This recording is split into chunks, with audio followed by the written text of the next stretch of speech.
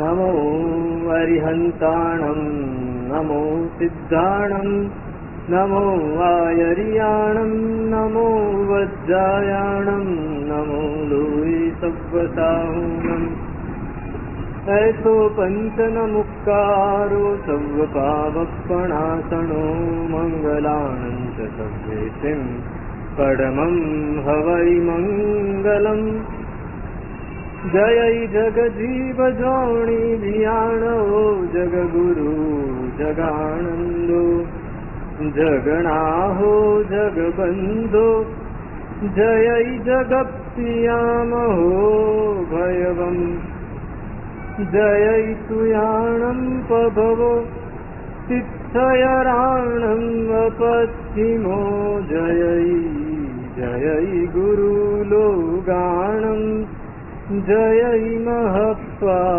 महावीरो ओंकारं बिंदु संयुक्तं नित्यं ध्यायन्ति योगिनः कामदं मोक्षदं चैव ओंकाराय नमो नमः अज्ञानतिमिरान्धानां ज्ञानाञ्जनशलाकया नेत्रमुन्मीलितं येन तस्मै श्रीगुरवे नमः अचिन्त्यचिन्तामणिकल्पशाकिने विशुद्धसद्ब्रह्मसमाधिशालिने दयार्णवायार्तिसदायिने सतां नमो नमः श्रीगुरुनैमिषूरये नमो नमः श्रीगुरुनैमिषूरये नमो नमः श्रीगुरुनैमिषूरये।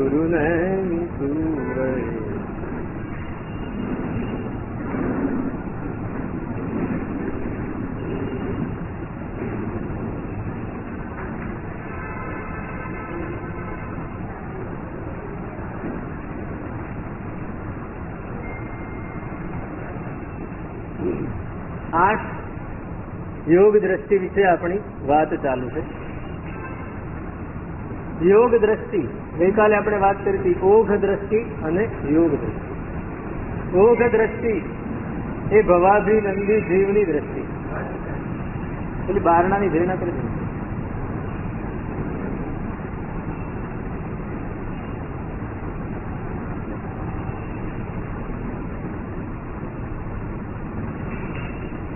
ઓઘ દ્રષ્ટિ અને યોગ દ્રષ્ટિ. ઓઘ દ્રષ્ટિ એ ભવાભિનંદી જીવની દ્રષ્ટિ અને યોગ દ્રષ્ટિ એ ચર્માવર્તમાં આવેલા મોક્ષાભિનંદી જીવની દ્રષ્ટિ. દ્રષ્ટિ એટલે અહીંયા બોધ, દ્રષ્ટિ એટલે માન્યતા, દ્રષ્ટિ એટલે સમજણ, દ્રષ્ટિ એટલે પરમાત્માના શાસન અથવા તો મોક્ષના માર્ગ પ્રત્યેની સહેજ નાનકડી એની ભૂમિકા.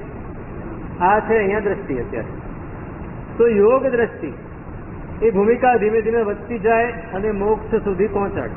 તો આઠ દ્રષ્ટિઓ થાય. ઓઘ દ્રષ્ટિ તો સંસારમાં અનેક પ્રકારની, અસંખ્ય પ્રકારની. આઠ દ્રષ્ટિ તો ખાલી એને વિભાગ પડ્યા છે, વચલા પ્રકાર તો ઘણા બધા છે, એની વાત નથી કરતા. જેમ સંસારમાં રહેલો જીવ એનો બોધ સાવ જુદી જુદી પ્રકારે હોય, એવી રીતે અહીંયા ઓઘ દ્રષ્ટિમાંથી જયારે યોગ દ્રષ્ટિમાં આવે છે, આ વસ્તુ આપણે આપણી જાત પર જ લેવાની છે. અહીંયા જેમ જેમ વર્ણન કરવામાં આવશે એ વાત આપણે આપણી સાથે સરખાવતા જવાનું છે કે આપણે ઓઘ દ્રષ્ટિમાં છીએ કે યોગ દ્રષ્ટિમાં. આપણે આગળ કઈ વધ્યા છીએ કે હજી સુધી ત્યાં જ અટકેલા છીએ, એમાં જ અટવાયેલા છીએ, એ વાત સમજવાની છે. તો સૌથી પહેલી દ્રષ્ટિ છે મિત્રા દ્રષ્ટિ. મિત્રા દ્રષ્ટિ, મિત્રા દ્રષ્ટિ એ શરૂઆત છે. અપુનર્બંધક અવસ્થામાં આવ્યા પછી, અપુનર્બંધક અવસ્થામાં કેવો જીવ આવે એ આના લક્ષણો જોવાથી સમજાય. આમાં જે લક્ષણો આપ્યા છે એ લક્ષણો આપણે જયારે સમજશું ત્યારે સમજાશે કે આપણે અપુનર્બંધક અવસ્થામાં કયો જીવ આવે. આપણી જાત ઉપર જ તુલના કરવાની. તો કહે છે કે મિત્રાયામ દર્શનમ મંદમ યમ ઈચ્છાદિકસ તથા અદ્વેષો દેવ કાર્યાદો અખેદો દેવ કાર્યાદો અદ્વેષ ચાપરત. મિત્રા દ્રષ્ટિમાં દર્શન મંદ હોય એટલે બોધ ઓછો હોય. બોધ ખરો પણ કેવો થોડી વાર આવે અને જતો રહે. ગુરુ ભગવાન સમજાવે ત્યારે બોધ આવી જાય અને વળી પાછો જતો રહે. ગુરુ ભગવાન કહે કે આ રીતે મોક્ષ માર્ગમાં આપણે આગળ વધવું જોઈએ, સમજાય, થોડું ઘણું કરે અને વળી પાછું રહી જાય. પણ બોધ છે. પહેલામાં તો મોક્ષ માર્ગની વાત જ નહોતી. જે ક્રિયા કરવામાં આવતી હતી એ કંઈક સાંસારિક ફળની અપેક્ષા કરવામાં આવતી. ભવાભિનંદી જીવ એ પૂતગલનો સુખ મેળવવા માટે ક્રિયા કરે. અભવ્યનો જીવ એ દીક્ષા પાડે ને કે કેમ પાડે ખબર છે? સુખ મેળવવું છે, મોક્ષ નથી મેળવવું. સુખ મેળવવું છે એની માટે ક્રિયા પાડે. કેવી ક્રિયા કરે? તો માખીની પાંખ જેવી ક્રિયા કરે. માખીની પાંખ હોય ને એ કેવી હોય? એકદમ ચોખ્ખી. ઝીણી તો હોય પણ એકદમ ચોખ્ખી હોય. કેમ કે 1 મિનિટમાં માખી 300 વાર પાંખ ફફડાવીને એની પર સહેજ પણ રસ બાંધવા ન દે, સહેજ પણ ધૂળ લાગવા ન દે. કારણ કે જો ધૂળ લાગે તો વજન વધી જાય અને માખી ઉડી ના જાય. એટલે સતત ચોખ્ખું. એમ અભવ્યનો જીવ એ માખીની પાંખ જેવું ચોખ્ખું ચારિત્ર પાડે, એક પણ અતિચાર ન લાગવા દે. પણ લક્ષ્ય શું? સુખ મેળવવું, ભૌતિક સુખ મેળવવાનું. આના લીધે મને સુખ મળે, મોક્ષ મળે એવી કોઈ અભિલાષા નહીં. મારા કર્મો ખપે, મારો આત્મા શુદ્ધ થાય એવી કોઈ અભિલાષા. ભૌતિક સુખ મળે. હવે એટલે એ છે તે અભવ્ય રહે છે, એ આગળ નથી આવતો. એવી જ રીતે ભવાભિનંદી જીવ છે એ પણ ક્રિયા કરે. અત્યારે સમજો કે મોક્ષાભિનંદી જીવ પણ એ જ ક્રિયા કરે છે. પ્રતિક્રમણ, સામાયિક, દેવ પૂજા, ગુરુવંદન બધું જ કરે છે. અને ભવાભિનંદી જીવ પણ એ જ ક્રિયા કરે છે. બેમાં ફેર શું? પેલો સુખ માટે કરે અને આ શુદ્ધિ માટે કરે, એટલો જ ફેર છે. તો અહીં કહે છે કે મિત્રામાં દર્શન મંદ હોય છે. સમજણ એને હોય છે કે આ મોક્ષ માર્ગ માટે જ મારે કરવાનું, ભવના સુખ માટે નથી કરવાનું. આટલી સમજણ છે. પણ થોડી વાર રહીને જતી રહે છે, વળી આવે છે ને જતી રહે છે. અને એને લીધે થાય છે શું? એને અંદરથી ભાવ થાય છે મારે વ્રતનું પાલન કરવું. અહિંસા, સત્ય, અસ્તેય, અચૌર્ય, બ્રહ્મચર્ય અને અપરિગ્રહ, આ 5 વ્રતનું મારે પાલન કરવું છે. વારંવાર સાંભળે ને, ગુરુ ભગવંતો પાસે સાંભળે. તમને ખબર છે આ 5 વ્રત છે એ દુનિયાના દરેક સંપ્રદાયમાં કહેવામાં આવે. સાર્વભૌમ છે. સાર્વભૌમ કહેવાય. સાર્વભૌમ એટલે બધી જ આખી દુનિયામાં બધે જ આ વ્રતોનું પાલન થાય. આપણને એમ કે જૈન ધર્મમાં જ આ પાલન થાય છે નહીં. પાતંજલ યોગ સૂત્રમાં પણ આની જ વાત છે. વૈદિક ધર્મમાં પણ એની જ વાત છે. તમે શૈવ ધર્મ, વૈષ્ણવ ધર્મ લો તો પણ આ 5 વ્રતો જ મુખ્ય છે. તો એ 5 વ્રતોનું પાલન કરવાનું એને મન થવા માંડે છે. યથાશક્તિ કરે છે, યથાવત નથી કરતો. જેવું પાલન કરવાનું એવું નથી કરતો, શુદ્ધપણે પાલન નથી કરતો. પણ એ વ્રતનું પાલન કરવાની ઈચ્છા થાય છે કે મારે કોઈની હિંસા કરવી નથી, મારે જૂઠું બોલવું નથી, મારે ચોરી કરવી નથી, મારે વ્યભિચાર નથી કરવું, મારે બહુ ભેગું નથી કરવું, સંતોષ રાખવો છે. આ જે અંદરથી ઈચ્છા થાય એ ઈચ્છા નામનો યમ. યમ તો છે, યમ એટલે વ્રત.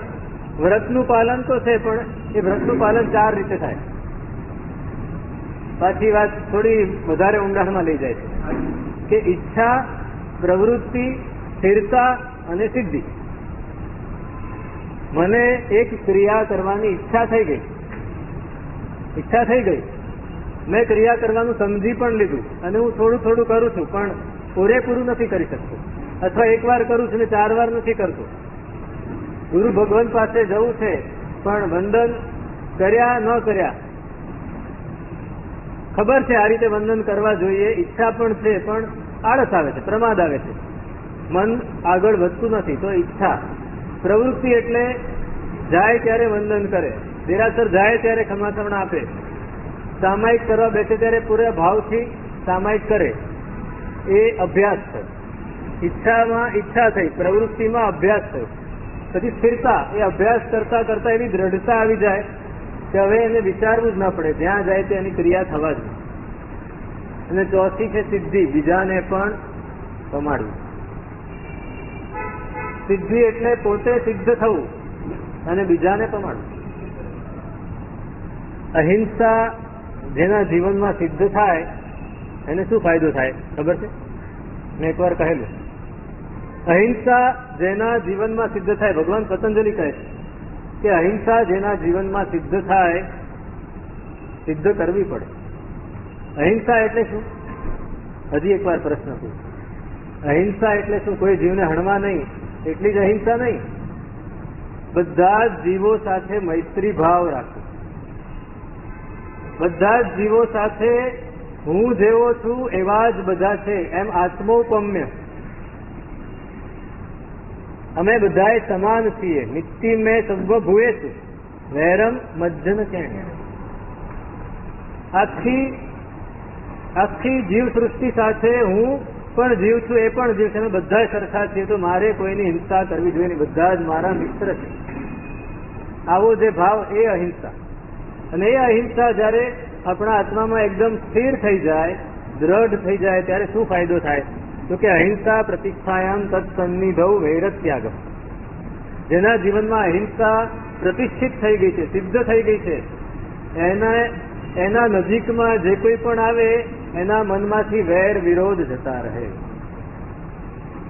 નવી કોઈને વૈર વિરોધ આપણે બોલીએ છીએ. હમણાં દેવાનંદ કર્યા ચોમાસી 14માં, એમાં આવે છે કે નવી કોઈને વૈર વિરોધ. ભગવાનના સમવસરણમાં વાઘ અને બકરી બાજુમાં બેઠા હોય. આપણે તો પેલી ચામાં જ હોય છે ખાલી. વાઘ બકરી ચા આવે છે એમાં બે સાથે હોય.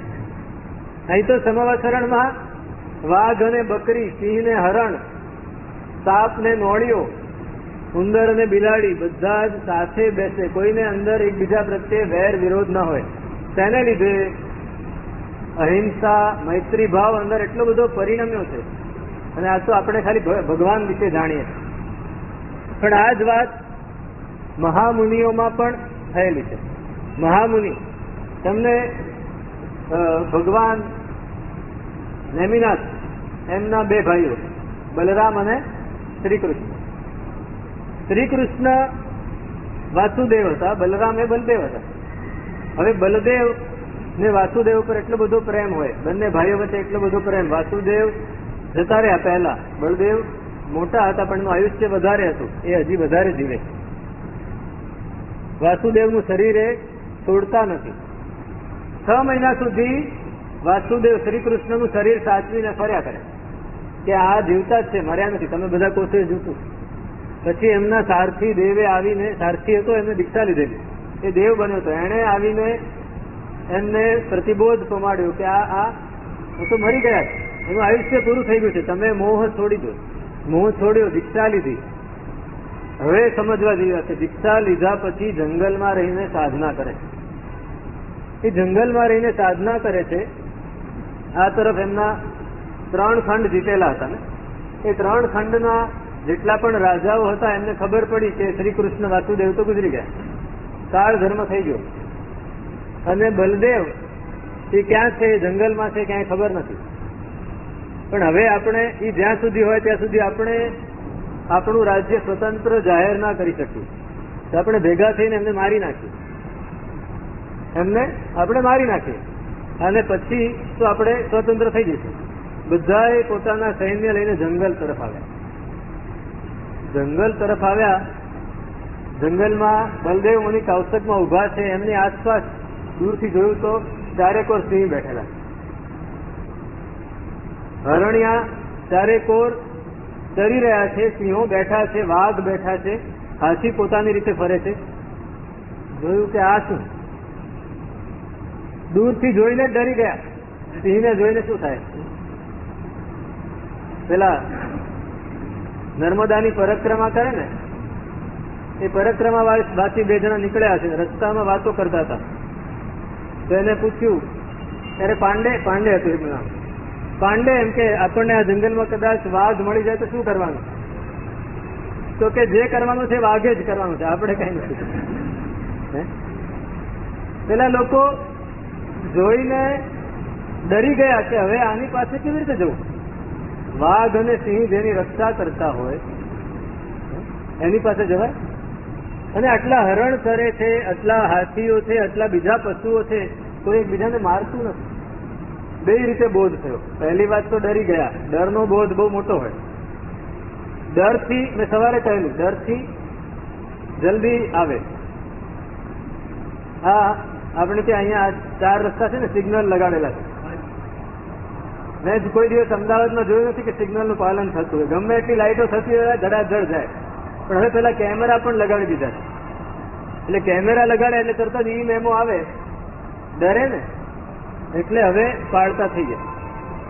ડિસિપ્લિન થી પાળવું એમ નહીં, પોતાની સેલ્ફ ડિસિપ્લિન થી નહીં, ડરથી. ફરી અમેરિકાની જ વાત કરું. અમેરિકા કે યુરોપમાં કે જર્મનીમાં એક શ્રાવક છે અમારા વડોદરામાં. એનો એક દીકરો સ્પેન રહે છે અને એક દીકરો જર્મની રહે છે. કે સાહેબ અમે સ્પેન જઈએ કે જર્મની જઈએ, અમારે કોઈ દિવસ ટ્રાફિકમાં કોઈ તકલીફ ના પડે. લોકો એટલા બધા સમજદાર કે રોડ ક્રોસ કરવો હોય ને, સમજો કે અહીંથી મારે રોડ ક્રોસ કરવો છે, હું અહીંથી નીકળું તો દૂરથી ગાડી આવતી 50 મીટર દૂર ઉભી રહી જાય, નજીક ના આવે. ને એની પાછળ 50 ગાડી ઉભી રહી જાય, કોઈ હોર્ન નહીં મારે.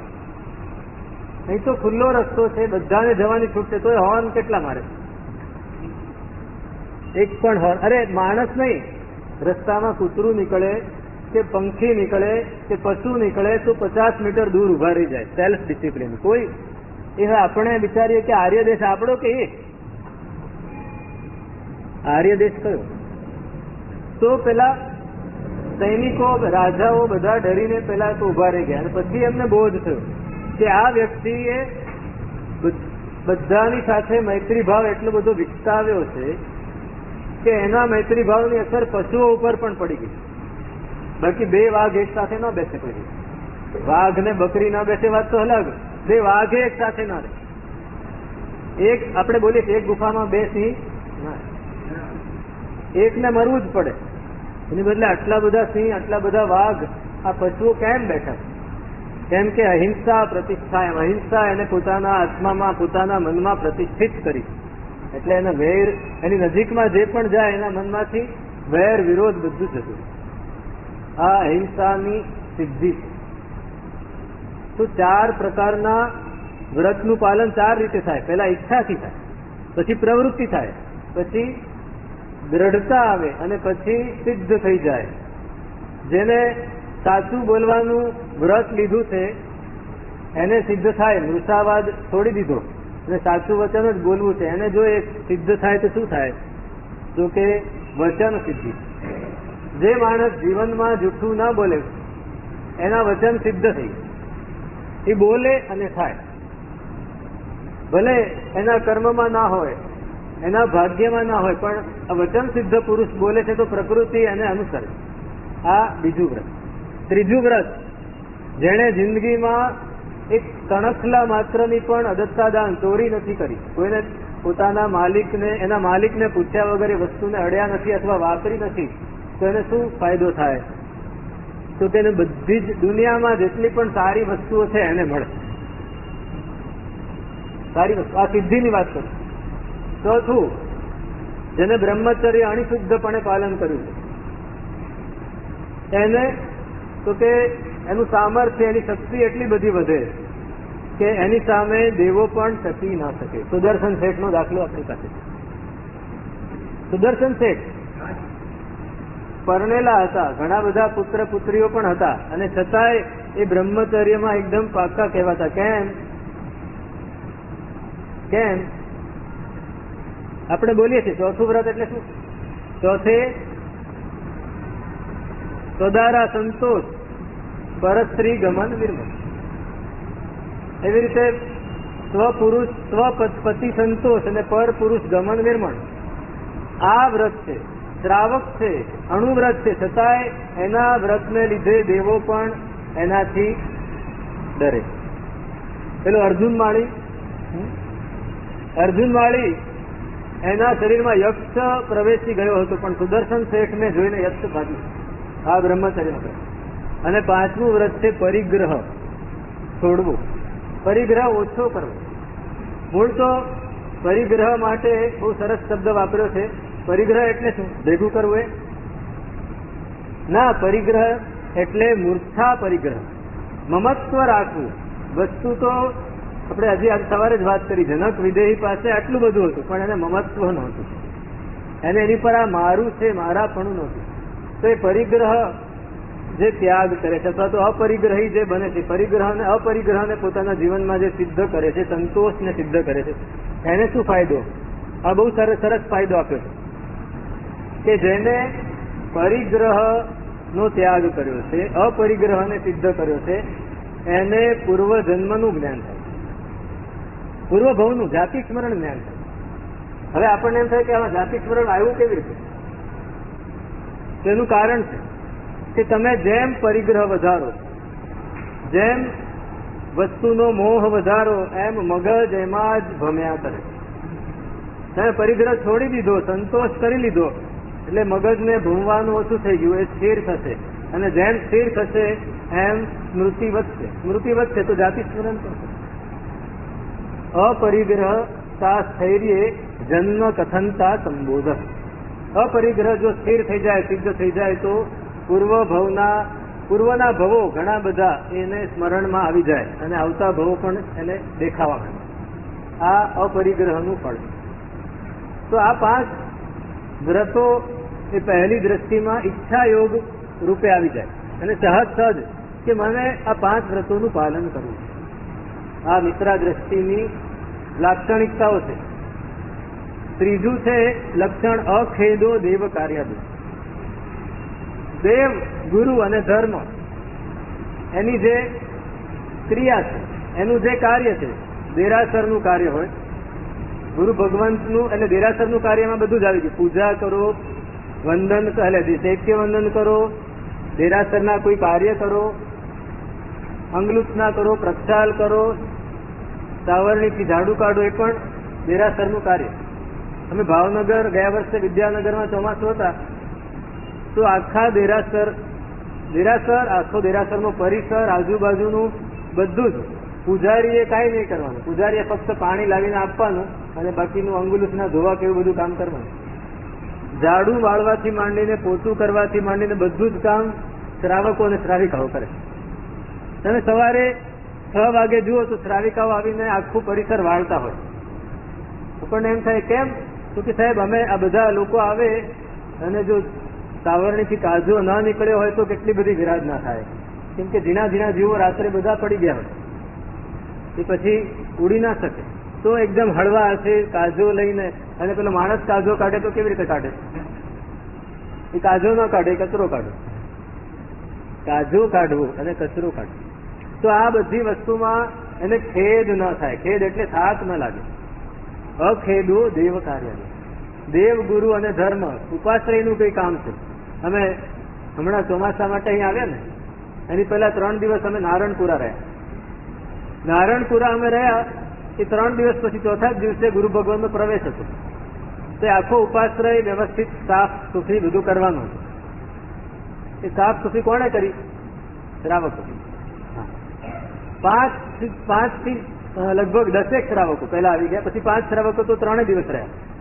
એ 10 શ્રાવકોએ ભેગા થઈને ઉપાશ્રયના પગથિયાથી માંડીને અગાસી સુધી બધું જ સાફ કર્યું. ક્યાંય પણ ધૂળ ના રહેવી જોઈએ, એક પણ બારીમાં ધૂળ નહીં. અને પાછું જૈણાપૂર્વક આખા ખૂણા ખાંચરા બધા જોઈ લીધા, ક્યાંય બાવા ઝાડા નથી ને, એને જૈણાપૂર્વક કાઢીને બહાર પરઠવી આવે. બાજુમાં જ વૃક્ષ હતો, એની પર નાખી દે એટલે ત્યાં જતા રહે. હવે આ ક્યારે થાય? કંટાળો આવે ને, એ માણસને સોંપી દો ને ભાઈ, 4 જણાને સોંપી દો, 1000 રૂપિયા આપી દઈશું, થઈ જશે બધું કામ. થઈ જાય, બધું જ થાય. ભાવ છે તો થાય પણ ખરું, પણ જાતે કરવાનો ઉમંગ કેટલો હોય. મને થયું, મેં કહ્યું કે હું આ વાત બરાબર લક્ષ્યમાં રાખીશ, મારા મગજમાં બેસી ગઈ કે આવા શ્રાવકો, પણ શ્રાવકો પણ પાછા તમારી જેવા જ બધાએ પહોંચતા અને પામતા એવા શ્રાવકો. પ્રકાશભાઈ ને એ બધા, ભૂપેશભાઈ ના ભાઈ પ્રકાશભાઈ, અને એ બધા શ્રાવકોએ આખો ઉપાસ રહી. ત્યાં કબાટ ઉપર કાંઈ પડ્યું નથી ને, કબાટ અંદર ખોલીને અંદર સાફ સુફી કરીને બરાબર કાગળ બાગળ પાથરીને ગોઠવી દીધું, તૈયાર કરી દીધું. ગુરુ ભગવંત આવે ત્યારે એ સહેજ પણ એમને તકલીફ ના પડવી જોઈએ. એમણે કોઈને કેવું ના પડે ભાઈ આ સાફ કરી નાખ. આ પાઠ તમે જુઓ છો ને, આ પાઠ ઉપરથી સરસ હોય પણ નીચેથી જોયું કોઈ નીચે એટલા બધા બાવા ઝાડા હોય કે અમે કદાચ એની પર સંસારીએ ને તો એ વિરાજ ના થાય. એ બધું શ્રાવકો જોતા હોય. એટલે દેવ, ગુરુ અને ધર્મ એના કાર્યમાં ખેદ ના હોય. અખેદો દેવ કાર્ય અને અદ્વેષા પરત્રપુ. પોતે દેવગુરુ અને ધર્મનું કાર્ય કરે છે. હવે આ વાત બહુ સમજવા જેવી. હું દેવની પૂજા કરું છું, દેરાસરનું બધું કાર્ય હું કરું છું, ઉપાશ્રયમાં આવીને પણ થોડું કાર્ય કરું છું, સંઘનું કે શાસનનું કોઈ કાર્ય એ પણ હું કરું છું. એ બહુ સરસ વાત છે. પણ બીજો નથી કરતો તો આપણને અંદરથી શું થાય? અકળામણ થાય ને. હું કરું છું ને એ કેમ ન કરે? અથવા બીજો ઓછું કરે છે તો આપણને ગુસ્સો આવે, આપણને દ્વેષ થાય. તો કે છે અદ્વેષ. જે નથી કરતો એના વિશે એને દ્વેષ પણ નથી. મિત્રા દ્રષ્ટિની લાક્ષણિકતા. પ્રતિક્રમણ કરતા થાક નથી લાગતો. હમણાં આપણે તપ શરૂ કર્યું તો 28 સમાસમણા, 28 લોગસનો કૌશક, 28 પ્રદક્ષિણા, 20 માળા ગણવાની છે. તો શું થાય? થાક લાગે ને. આ ઉપવાસના દિવસે બરાબર છે, બેસનાના દિવસે ના હોવું જોઈએ. અરે કેમ? આપણને આ કરવાનો અવસર માંડ માંડ મળ્યો. આખા વર્ષમાં આવી રીતે તપ કેટલા કરાવતા હશે? એક જ. માંડ માંડ અવસર મળ્યો છે, છતાંય આપણને અંદરથી થાક કેમ લાગે? ખેદ કેમ થાય કરતી વખતે? ખેદ ન થવો જોઈએ. અંદરથી એમ થાય કે આ વધારે કરવાનું હતું, હજી વધારે સારું થાય. મારાથી જેટલું થાય એટલું પૂરેપૂરી તન્મયતાથી કરું. અખેદો દેવ કાર્યથી. આ મિત્રા દ્રષ્ટિની 4 લાક્ષણિકતા દેખાડી. હવે હજી એક લાક્ષણિકતા બહુ સરસ દેખાડે છે કે આ મિત્રા દ્રષ્ટિમાં આવે જીવ ત્યારે યોગના બીજ એ એનું ઉપાદાન, એટલે યોગના બીજને મેળવે છે. યોગના બીજને પોતાના જીવનમાં, પોતાના આત્મામાં પ્રગટાવે છે. યોગ એટલે આપણે કહ્યું કે મોક્ષની સાથે આપણને જોડી આપે, મોક્ષ માર્ગ ઉપર આપણને ચલાવે, એનું નામ છે યોગ. હવે યોગ એ તો ક્યારે આવે? ચોથા ગુંઠાણા પછી ઓરિજિનલ યોગ જે મોક્ષ સાથે જોડી આપે એ તો ચોથા ગુંઠાણે આવે. પણ એના બીજ ક્યાં હોય? મિત્રા દ્રષ્ટિ. યોગના બીજ મિત્રા દ્રષ્ટિમાં છે. હવે કયા બીજ? બીજ બહુ સહેલા છે. આપણે સાંભળે તો આપણને લાગે કે આ એકદમ સરળ વસ્તુ છે, પણ કરવી અઘરી, સમજવી સહેલી. કરોતિ યોગ બીજાનામ ઉપાદાન નિહસ્થિત અવંધ્ય મોક્ષ હેતુ નામ ઇતિ યોગ વિદો વિદુ. અવંધ્યપણે, અવશ્યપણે, અનિવાર્યપણે મોક્ષને સાધી આપે એવા બીજ. બીજ ઘણા હોય. બીજ વાવે ખેડૂત છે, અત્યારે ચોમાસું છે, એને ઘણા બધા બીજ વાવ્યા છે.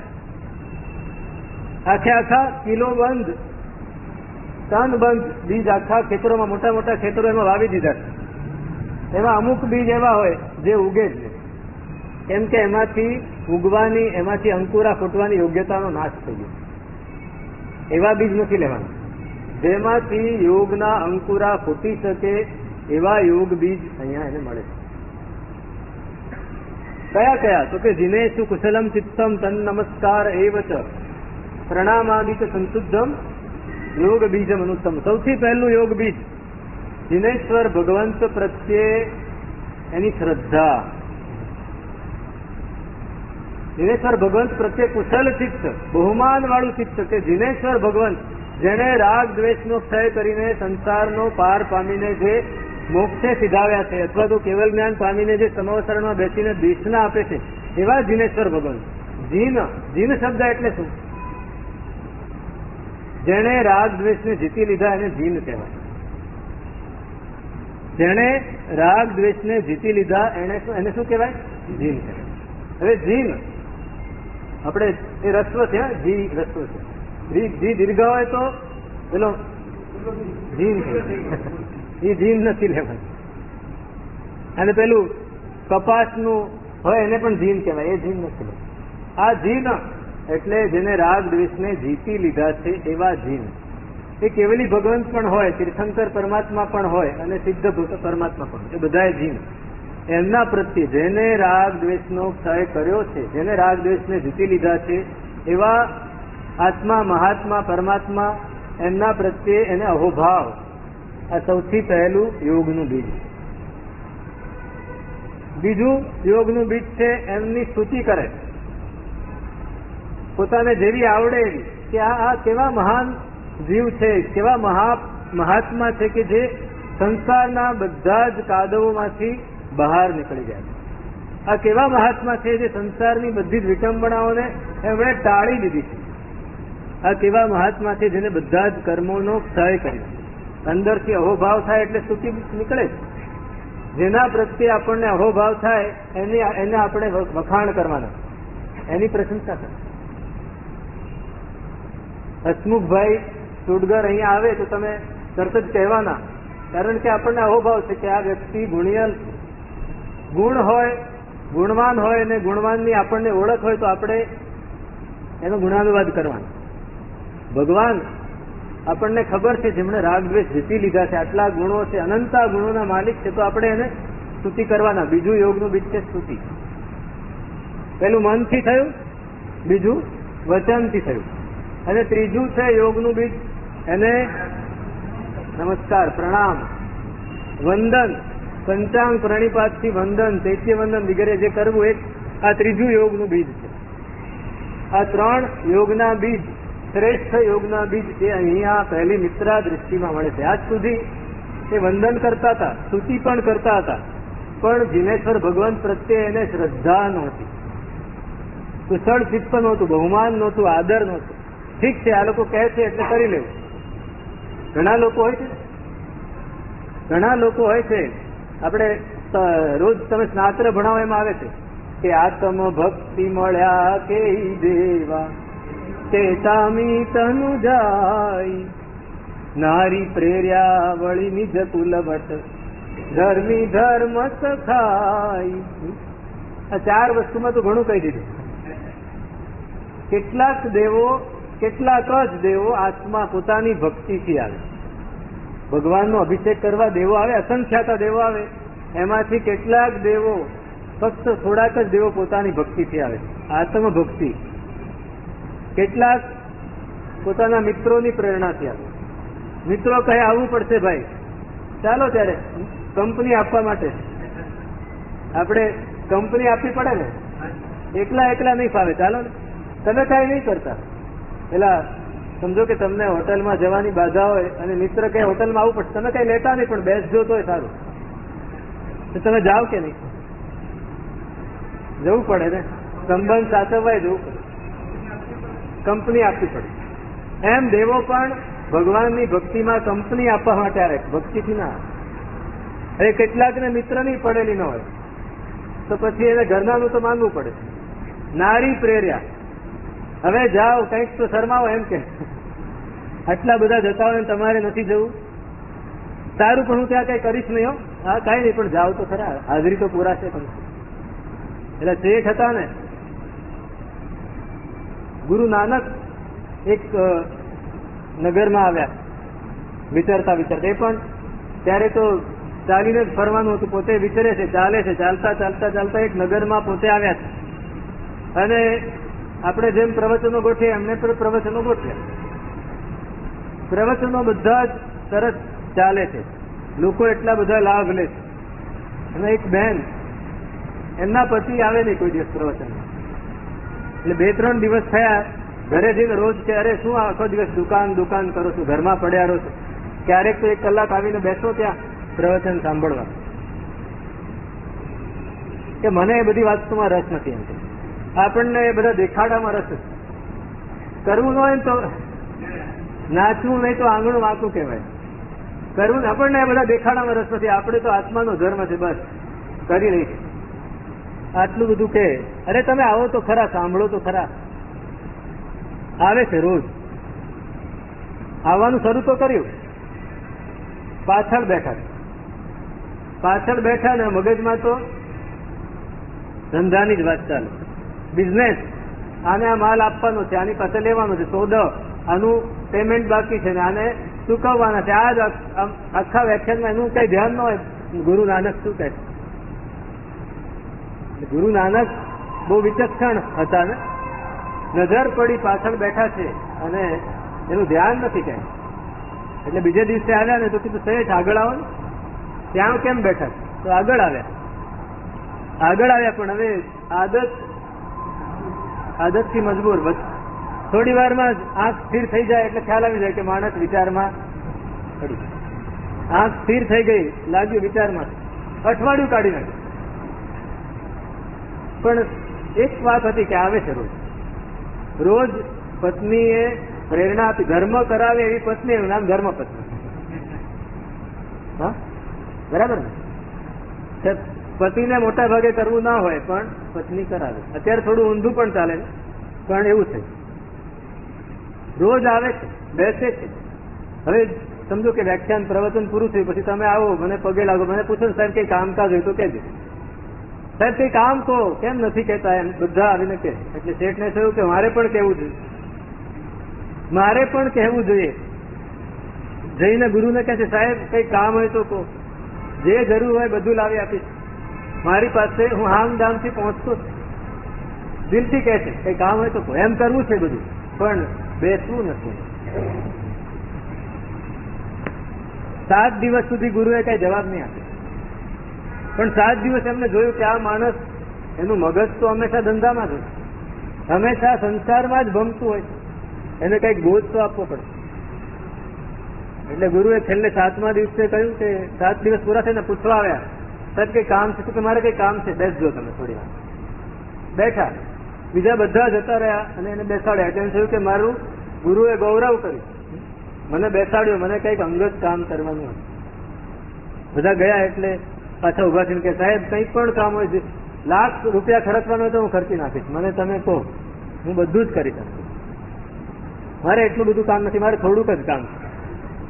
કે શું કામ છે? તો કે જુઓ હવે મારી ઉંમર થઈ, ગમે ત્યારે હું જતો રહીશ, ગુરુ કહે છે, પણ મારે છે ને એક વસ્તુની કાયમ જરૂર પડે છે. મારી પાસે આ દાંત ખોતરવાળી સળી છે, એના વગર મને ચાલે નહીં. તો તમે છે ને આ દાંત ખોતરવાની સળી હું તમને આપી રાખું, તમે સાચવી રાખજો અને આવતા ભાવમાં મને આપજો. શું કામ કીધું? દાંત ખોતરવાની મારી સળી છે એ તમે રાખજો અને આવતા ભાવમાં મને આપજો. એટલું જ કામ થાય. કઈ મોટું કીધું હોત તો એને કઈ બહુ વિચાર ન કરે. મૂળ મગજ બીજે ચાલતું હોય ને, વિચાર ના આવે. એટલું જ કામ સાહેબ, બીજું કઈ ના. આટલું તો રાખો. લઈ લીધી ડબ્બી, ખિસ્સામાં મૂકીને દોડતા દોડતા ઘરે. અરે આજે સાહેબે કામ કીધું, આજે તો હું ધન્ય થઈ ગયો, આપણા ગુરુએ મને કામ થઈ ગયું. શું કામ કીધું? શ્રાવિકા ધર્મપત્ની પૂછે છે શું કામ કીધું? શું કે આ જો આ ડબ્બી આપી છે ને આ સળી મને કીધું સાચવીને રાખજો અને આવતા ભાવમાં મને આપી દેજો. સરસ, બહુ સરસ કામ કહી દીધું તમને, તમે કરી શકશો ને? તો કે એમાં શું છે, સાચવી રાખશું. હજી વિચારતા નથી. અરે આવા ને આવા રહ્યા. વિચારો તો ખરા. હા, આવતા ભવે આપવાનું છે. તમે આવતા ભવે શું લઈ જવાના છો? શું લઈ જવાના છો? ગુરુ એક ટકોરો મારે ને, એક ટકોરો મારે અને તેજીને ટકોરો કાપી. ખ્યાલ આવ્યો, અરે રે રે આ મેં શું કર્યું? મેં હા પાડી દીધી, પણ હું ક્યાં કશું લઈ જવાનું અને હું નથી લઈ જવાનું, તો હું શેમાં આ બધાની પાછળ પડ્યો? એક વસ્તુથી આવે ને તો બીજી વસ્તુ પણ યાદ આવે કે આ સળી જેવી સળી હું આવતા ભાવમાં નથી લઈ જવાનો, તો આટલો બધો પથારો પાથરીને બેઠો છું, એ ક્યાં આવવાનું છે મારી સાથે? કાંઈ આવવાનું નથી,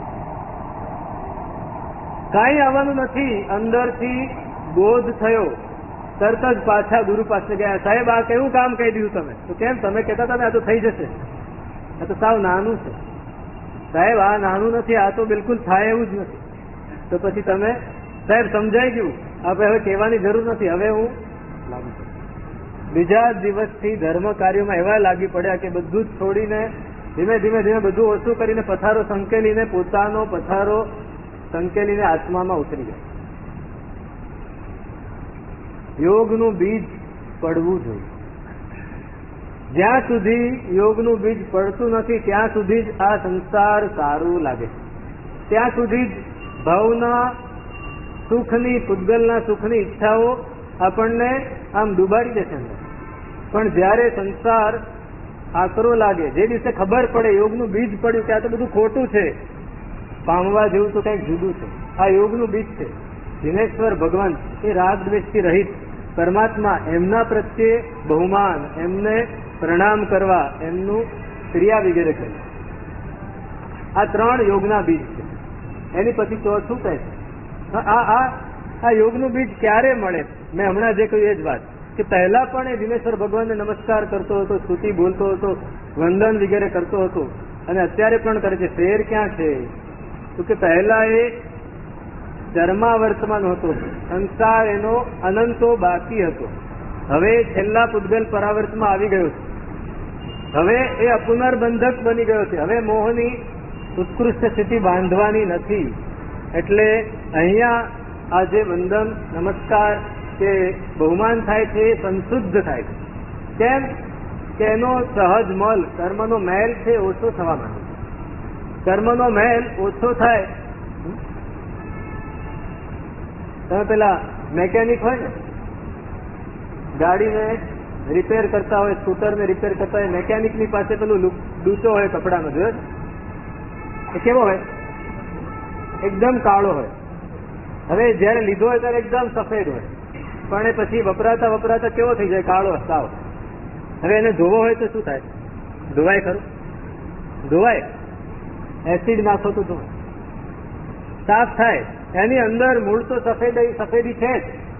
કપાસ તો સફેદ જ હતું, સૂતર તો સફેદ જ હતું, મૂળ સફેદી તો છે, ઉપર મેલ જામી ગયો. ચરમાવર્તમાં નથી આવતો જીવ ત્યાં સુધી તો મેલ જ છે, કાળું કાળું જ કપડું છે. પણ જેવો ચરમાવર્તમાં આવે થોડું ધોવાનું શરૂ થઈ જાય, સહેજ ધોવાનું શરૂ થયું પછી જ ચરમાવર્તમાં આવી શકે. સહેજ ઉજળામણ આવવા માંડી, અને ઉજળામણ આવતા આવતા હવે લાગે કે ના, આ કપડું તો હકીકતમાં સફેદ હતું. આપણને એમ થાય કે આ કાળું કપડું છે, ના આ તો સફેદ હતું. હવે ધોવાથી એ પાછું ધીમે ધીમે સફેદ થઈ જશે. તો ત્યાં આ શુદ્ધ એવા યોગના બીજ પડે. ચરમાવર્તમાં ન હોય એને યોગના બીજ પડતા નથી. જે ચરમાવર્તમાં હોય એને જ યોગના બીજ પડે. ચરમાવર્તે હો ચરમ કરણ તથારે ભવ પરિણતિ પરિપાક દોષ ટળે વાલી દ્રષ્ટિ ખુલે ભલી રે પ્રાપ્તિ પ્રવચન વાક સંભવ દેવતે ધુરસે વો સવેરે. આનંદધમજી મહારાજ પણ આ જ વાત કરે કે ચરમાવર્તમાં ચરમકરણ એટલે હવે છેલ્લું યથાપ્રવૃત્ત કરણ એને આવવાનું. છેલ્લું યથાપ્રવૃત્ત કરણ 70 કોડાકોડી સાગરોપમ બાંધવાનું હવે એને ટાળી દીધું. હવે ફરીથી એને 70 કોડાકોડી નથી બંધાવું. તો ત્યાં થાય છે શું? તો કે એના ભવની પરિણતિ, એનો સંસારમાં જે રહેવાનો કાળ છે હવે પાકવા માંડ્યો છે. કેરી પાકવા માંડે ને પછી થોડા દિવસ પછી જાતે પડી જાય. એમ હવે આ ભાવમાંથી જાતે પડીને સીધો મોક્ષ જશે. પણ પહેલા પાકવાની શરૂઆત થઈ ગઈ. જ્યાં સુધી કાચી હોય ત્યાં સુધી પડે નહીં જાતે. ધીમે ધીમે પાકે તો આપણને ખ્યાલ આવે કે હવે આ પડી જશે. તો પાકવાની શરૂઆત થઈ જાય છે. એ શરૂઆત કેવી રીતે થાય? તો કે દોષો ટળવા માંડે છે, એના દોષો ઓછા થઈ જાય છે, દ્રષ્ટિ ખુલવા માંડે છે. આપણી આંખ ખુલ્લી છે પણ દ્રષ્ટિ નથી ખુલી. દ્રષ્ટિ ખુલી છે? નથી ખુલી. દ્રષ્ટિ ખોલવી પડે. દ્રષ્ટિ એટલે વિઝન, અને આંખ એટલે જોવું. આપણે જોઈએ છીએ, હું જોઉં છું કે આ છે, પણ વિઝન નથી. વિઝન ક્યારે આવે? એટલે ચશ્મા વાળા પાસે જાઓ તો તમને કહે કે તમારી આંખ તો સરસ છે પણ વિઝન ઓછું છે. એ વિઝન નહીં. અહીંયા વિઝન, તમે જે માણસ, તમે ધંધામાં એમ કહો ને કે જે માણસ 5 વર્ષ પછીનું જોઈ શકે એનો ધંધો એકદમ ઉપર આવે. અહીં પણ એમ કે છે કે જે માણસ 5 ભાવ પછીનું જોઈ શકે એની દ્રષ્ટિ ખુલેલી હોય. આપણે કેટલું જોઈ શકીએ? દોષ ટળે અને દ્રષ્ટિ ખુલે. દોષ ટળે તો દ્રષ્ટિ ખુલે.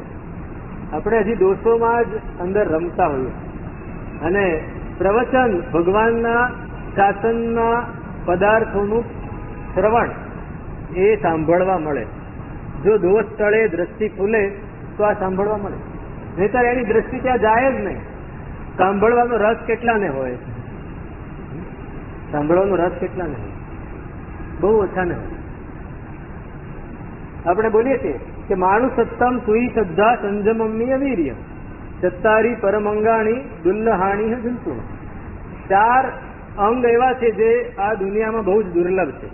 એમાં સૌથી પહેલું મનુષ્ય ભાવ. આપણને ખબર છે, થિયરિટિકલી બધું ખબર છે, પણ પ્રેક્ટિકલી નથી ખબર. આપણે મનુષ્ય ભાવને વેડફી નાખીએ. માનુ સત્તમ સુઈ, સાંભળવું.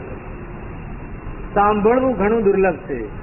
દુનિયામાં એટલી બધી વસ્તુ સાંભળવા મળે છે કે આ સાંભળવાનો રસ જ નથી થતો. રસ જાગે છે? કેટલું સાંભળવા મળે? ભાઈ આ બધું ઠીક છે, આ બધું ઠીક છે, આ સાંભળવું કે પછી આ સાંભળવું? ના, આમાં નહીં, પેલામાં જ રસ. સાહેબ એમાં રસ નથી પડતો, શું કરવું? આપણે એમ કહીએ ને, નાનું બાળક છે એને તમે અમે કહીએ, ગુરુ ભગવંતે તમારા દીકરાને નિરાસર મોકલો, ઉપાશ્રય મોકલો. અત્યારના જમાનાની આ લાક્ષણિકતા છે. અમે કહીએ ને, સાહેબ એની ઈચ્છા થશે તો જશે, અમે ફોર્સ નથી કરતા. એટલે મેં કીધું તમે સ્કૂલે જવાનો ફોર્સ નથી કરતા, ટ્યુશન કરવાનો ફોર્સ નથી કરતા, એને કોઈ ક્લાસ નથી કરાવતા, તમે એમાં ફોર્સ કરો છો કે નહીં? તો કે સાહેબ એ તો કરવું પડે ને, જિંદગીનો સવાલ. અચ્છા, તો આ શેનો સવાલ છે? હે? હા, એ તો અનંતા ભવ કર્યા છે, થોડા વધારે. એમાં શું? અનંતા ભવો કર્યા છે, થોડા વધારે નહીં. આ વિચારો આપણને સામેનું દેખાય છે, પણ 5 ભવ પછીનું નથી દેખાતું. દ્રષ્ટિ ખુલતી નથી. અમેરિકામાં એક સ્કૂલના દરવાજા ઉપર, મુખ્ય પ્રવેશ દ્વાર ઉપર લખ્યું છે કે તમે તમારા બાળકોને સારા સંસ્કાર આપજો, તમે તમારા બાળકોને ચર્ચમાં લઈ જજો, તમે ફાધર અને નન પાસે એને સારા સંસ્કાર આપવા માટે લઈ જજો, માતા પિતા પ્રત્યે વિનય રાખે એવું સમજાવજો. જો તમે આજે એમ કહેશો કે એની ઈચ્છા પ્રમાણે કરશે તો એની જિંદગી તમે બરબાદ કરી રહ્યા. આવું ક્યાં લખ્યું છે? અમેરિકામાં એક સ્કૂલની બહાર બોર્ડ ઉપર આ લખ્યું છે. હવે આપણે, એ લોકો પણ આવું વિચારે છે. અત્યારે આપણે એકદમ લિબરલ થઈ ગયા. સાહેબ એની ઈચ્છા હોય તો કરે, ના ઈચ્છા હોય તો કાંઈ નહીં. આપણે બહુ ફોર્સ નહીં કરવો. સારું, બહુ સરસ. આપણે તો મૂળ લોકશાહીનો જમાનો છે. સ્વતંત્રતા આપી દીધી, એને જે કરવું એ કરે. નહીં, દોષ ટળે, દ્રષ્ટિ ખુલે અને શ્રવણ. અને આનાથી થાય છે શું? તો કે ઉપાદેય ધ્યાત્યંતમ સંજ્ઞા વિસ્તંભણાન્વિતમ ફલાભી સંધિ રહિતમ સંશુદ્ધમ હિયેત દીદૃશમ. એ ગુરુ ભગવાન દેવ અને ગુરુ પ્રત્યે એને બહુમાન છે, એમનો નમસ્કાર, એમની સ્તુતિ, વંદન વગેરે બધું જ કરે છે, ક્રિયાઓ પણ કરે છે. પણ એ કેવી રીતે કરે છે? તો કે ઉપાદેય ધ્યા. આ જ મારા માટે યોગ્ય છે, આના સિવાય બીજી કોઈ વસ્તુ મારા માટે યોગ્ય નથી. આ ધર્મની પ્રક્રિયા એ જ મારા માટે યોગ્ય છે. ધર્મની પ્રક્રિયા વગર હું કેવી રીતે આગળ વધીશ? એવું એને અંદરથી ફીલ થવા માંડે. ઉપાદેય ધ્યા. અને સંજ્ઞા વિસ્તંભણાન્વિતમ, એની સંજ્ઞાઓ શાંત થવા માંડે. સંજ્ઞા છે ને, આહાર સંજ્ઞા, ભય સંજ્ઞા, મૈથુન સંજ્ઞા અને પરિગ્રહ. આ 4 સંજ્ઞા અને બીજી 6 સંજ્ઞા છે. ક્રોધ સંજ્ઞા, માન સંજ્ઞા, માયા સંજ્ઞા અને લોભ સંજ્ઞા. પછી ઓઘ સંજ્ઞા અને લોક સંજ્ઞા. આ 10 સંજ્ઞાઓ એની શાંત થઈ જાય, શાંત થઈ જાય. કેમ કે ભગવાન પ્રત્યે બહુમાન થયું, શાસન પ્રત્યે બહુમાન થયું, બોધ થયો, એટલે એને ખ્યાલ આવ્યો કે મારે આહારની પાછળ લોલુપતા ના હોય, મારે વાતે વાતે ડરવાનું ન હોય. આવું શાસન મળ્યા પછી મારે શેનાથી ડરવાનું? ડરવાનું નહીં. વિષયોની પાછળ દોડવાનું મન ના થાય, મૈથુન સંજ્ઞા. અને પરિગ્રહ સંજ્ઞા ભેગું કરવાનું મન ના થાય, સંતોષ થઈ જાય. આ 4 તો કદાચ હજી સંભવે, પણ ક્રોધ સંજ્ઞા. કોઈ માણસ ખોટું કરે તો ગુસ્સો ના કરવો? એ આવું બોલે તો મારે કહેવું પડે ને, સાહેબ હું ખોટો છું? અરે ભાઈ, તું બોલે છે એટલે તું ખોટો થઈ ગયો. એક ચિંતકે પ્રશ્ન પૂછ્યો હતો કે 2 જણા જયારે ઝઘડતા હોય ત્યારે કોણ ખોટું? તો તે બંને ખોટા. ગુસ્સો કરે એ માણસ ખોટો. ગુસ્સો ક્યારે કરવો પડે? ગુસ્સો કોને કરવો પડે? પેલા એ વાત વિચારી લઈએ. ગુસ્સો કોને કરવો પડે? ક્રોધ કોને કરવો પડે? જેની પાસે બીજો રસ્તો નથી એ માણસ ક્રોધ કરે.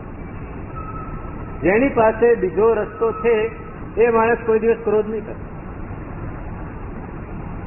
પેલો અહીંયા તો આ બહુ મોટી મોટી સોસાયટીઓ અને હાઈવેના રસ્તા છે. બાકી તમે પાલડીમાં જાઓ કે શહેરમાં જાઓ તો પોળો છે, એ પોળમાં કૂતરા ઘણા હોય. એક પોળનું કૂતરું બીજી પોળમાં જાય તો શું થાય?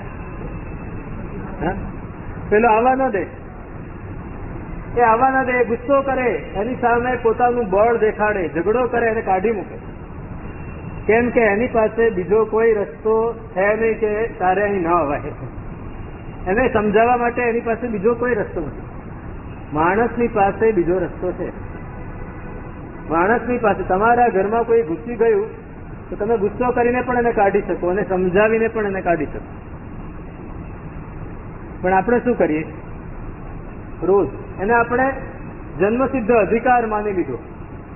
અભિમાન, આપણું માન આપણને અટકાવે. સાહેબ, આપણું માન ન સચવાય એવી જગ્યાએ આપણે જવું નહીં. એવું તો કહ્યું, રાજા પેલા રાવણ જેવાના અભિમાન નથી રહ્યા, તો આપણા તો કેવા અભિમાન? માન, નમ્ર બનવાનું છે, મૃદુ બનવાનું છે, નમ્ર બનવાનું છે. ત્રીજું છે માયા, એની વાત તો આપણે ઘણી કરી, સરળ બનવાનું. અને ચોથું છે લોભ, લોભ ઓછો કરવાનો છે, મમત્વ ઓછું કરવાનું. 5મી છે ઓઘ સંજ્ઞા. ઓઘ સંજ્ઞા એટલે પહેલેથી જેમ કરતા આવીએ તેમ જ કરીએ, સહેજ પણ ફેરફાર ન કરીએ. આ ઓઘ સંજ્ઞા છે.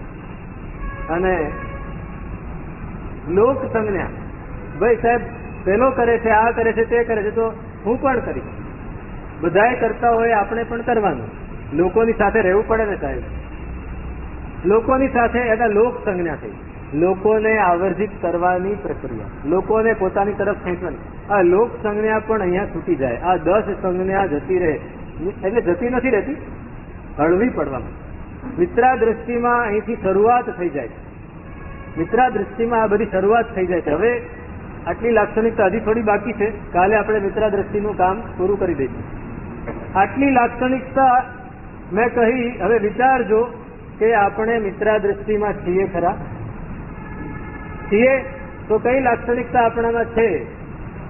પ્રામાણિકપણે આપણે પરીક્ષણ કરવાનું છે, આત્મનિરીક્ષણ કરવાનું. હજી થોડીક લાક્ષણિકતાઓ મિત્રા દ્રષ્ટિ છે, એની વાત આપણે આવતીકાલે વિચારીશું. શું સ્વરૂપ છે અગ્રે અધિકાર.